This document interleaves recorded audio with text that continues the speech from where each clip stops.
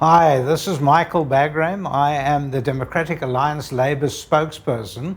And as everyone knows, we've been experiencing enormous problems, absolutely enormous problems with the Unemployment Insurance Fund. Let me give you a quick history of the fund so that you can then work out where we're going into the future. We're going to have these programs once a week. We're going to update you with the UIF and its problems.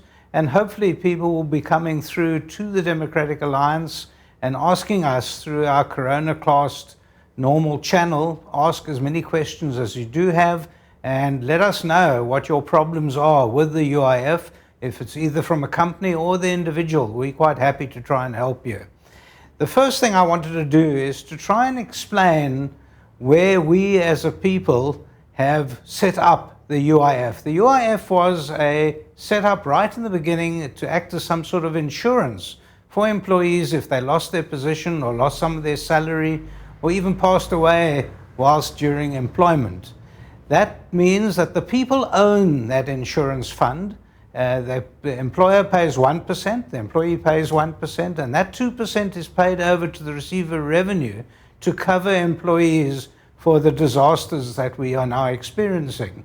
And so that fund actually belongs to the employees and to the employers. It does not belong to government, and it's not a favor that government is handing out the monies. Of course, now while we're experiencing problems with the UIF, we need to understand that it's the administration of the UIF which has let the people down. Our government has let the workforce of South Africa down completely. What has happened, of course, is that the president, when he initially announced the lockdown for South Africa, he said that he was going to be setting up a separate fund under the UIF, the Ters, T-E-R-S. A lot of people will know about that. It's an emergency fund which is separate from the UIF but funded by the UIF.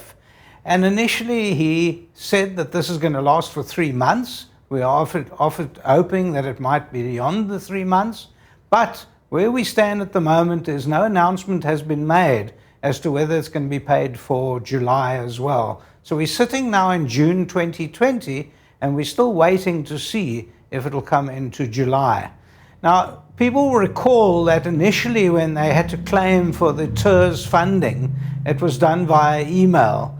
That was a complete failure and a mess. And in fact, people were then asked by the Minister of Employment and Labour to restructure that and then to go online instead of sending it in by email and to claim online.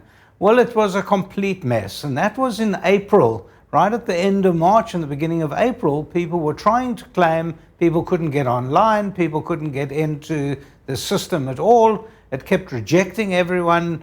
No phone calls. Complete lockdown of the UIF offices. It was what is known as a complete and utter mess. They failed the workforce of South Africa. The very time when we needed UIF, they weren't there for us. So what we're hoping to unpack over the next few weeks through the UIF discussions that we're having with the Democratic Alliance is to ensure that everyone's problems are answered, that we get access to the correct officials at the UIF, and hopefully what we can start doing is starting to find a cure for the problems that we're experiencing with the UIF. I want to tell you that we are trying desperately every day to sort out people's individual problems. I personally get 300 to 400 emails a day, and I'm trying on a one-to-one basis with the Commissioner to get this sorted out.